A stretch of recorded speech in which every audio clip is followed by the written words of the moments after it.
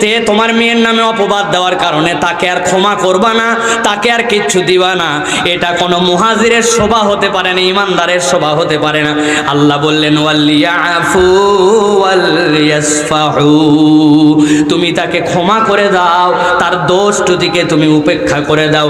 আলা তুহিব্বুনা আন ইয়াগফিরাল্লাহু লাকুম ওয়াল্লাহু গফুরুর রহিম। এইরকম সাহাবীকেও আল্লাহর নবীর উপর আয়াত অবতীর্ণ করে আবু বকরকে ক্ষমা করতে বলা হলো, দোষ ত্রুটিকে উপেক্ষা করতে বলে দেওয়া হলো। এর দ্বারা বোঝা যায় ইমানদারের গুণ হবে মানুষকে ক্ষমা করা আর দোষ ত্রুটিকে উপেক্ষা করে দেওয়া। এইটা না করলে নবীওয়ালা চরিত্র হয় না, ঠিক না?